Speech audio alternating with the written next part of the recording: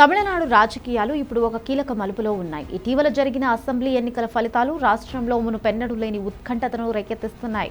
ఏ ఒక్క పార్టీకి స్పష్టమైన మెజారిటీ రాకపోవడంతో తదుపరి ప్రభుత్వం ఎవరిది, గవర్నమెంట్ నిర్ణయం ఎలా ఉండబోతోంది అనే అంశాలపై సర్వత్రా ఆసక్తి నెలకొంది. ఈ క్రమంలోనే మక్కల్ నీధి మయ్యం అధినేత కమల్ హాసన్ చేసిన వ్యాఖ్యలు ఇప్పుడు రాజకీయ వర్గాల్లో హాట్ టాపిక్ గా మారాయి. ఎన్నికల్లో ఏకంగా 108 స్థానాలు గెలుచుకుని అతిపెద్ద పార్టీగా అవతరించిన తమిళగ వెట్రి కజగం అధినేత విజయ్ను వెంటనే ప్రభుత్వ ఏర్పాటుకు ఆహ్వానించాలని కమల్ హాసన్ డిమాండ్ చేసినట్లుగా తెలుస్తోంది.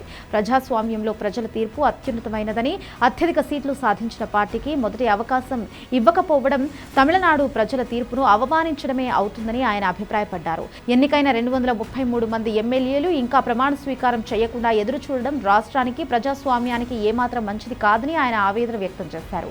ప్రభుత్వ ఏర్పాటులో జరుగుతున్న ఆలస్యం పరిపాలనాపరమైన స్తంభనకు దారితీస్తోందని హెచ్చరించారు.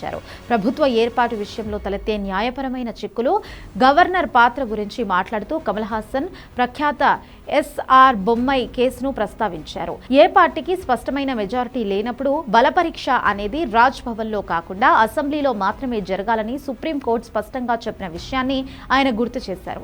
తాను ఒక పార్టీ నాయకుడిగా కాకుండా రాజ్యాంగంపై అవగాహన ఉన్న భారతీయ పౌరుడిగా, ఒక విధాతాపరమైన గొంతుకగా ఈ విషయాలను మాట్లాడుతున్నారని కమల్ స్పష్టం చేశారు. తమిళనాడులో ప్రస్తుతం నెలకొన్న పరిస్థితులకు తెరపడాలంటే గవర్నర్ త్వరితగతిన నిర్ణయం తీసుకోవాల్సి ఉంటుంది. తమిళనాడు అసెంబ్లీలో బలపరీక్ష ఎప్పుడు జరుగుతుంది? గవర్నర్ విజయ్ను ఆహ్వానిస్తారా లేక ఇతర సమీకరణాలు తెరపైకి వస్తాయా అనేది వేచి చూడాలి.